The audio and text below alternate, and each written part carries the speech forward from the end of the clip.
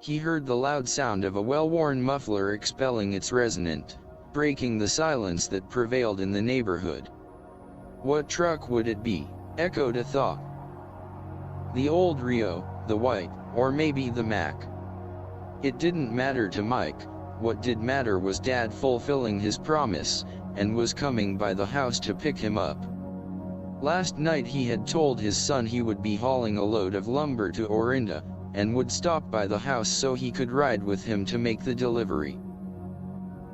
The Interbay lumber truck with Mike aboard traveled onto Mountain Boulevard, heading north for 9 miles to the junction with Tunnel Road, and the approach to the Caldecott Tunnel.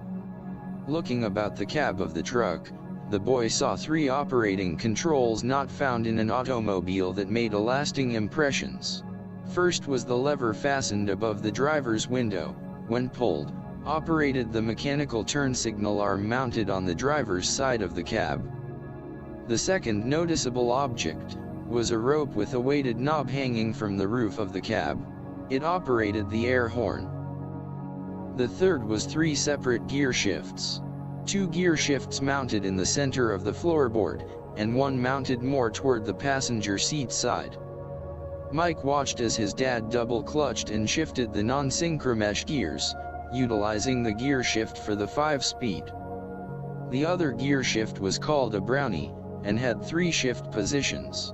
The positions, under, direct, or over, could be used in combination with any of the normal 5 speeds, allowing 3 gear changes for each speed.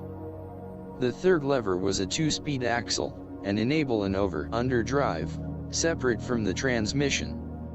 It didn't take Mike long to understand shifting options, and the operating principles of the truck transmission.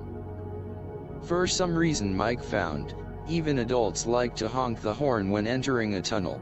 Sounding a truck's air horn was even better. The bellowing sound was engaged as the 2 travelers passed through the Caldecott Tunnel. Orinda was a small rural town like Lafayette, Walnut Creek, and others on the way to Martinez. Driving into this small hamlet, they located the job site with rows of new tract homes under construction. His dad backed the truck in, placed the 2x4 board stickers on the ground for the load to fall on, loosened the ropes, maneuvered forward, then shifting into reverse, backing up, locking the brakes. The load neatly rolling partially over the flatbed. A second try and the load was deposited on the ground stickers. The lumber successfully delivered, with tie-down ropes properly stored, the twosome embarking for Oakland. Dad never claimed to be a truck driver. He always referred to himself as a teamster. Mike was relatively sure his dad never drove a team of horses, but what he did discern was his dad's natural ability to operate any heavy-duty vehicle equipment. He recalled his dad speaking of being stationed at Fort Riley, Kansas during the Second World War, and mentioning the twin Cadillac V8 engines that powered the M5 tank he was trained to operate, before advancing to the M4 Sherman.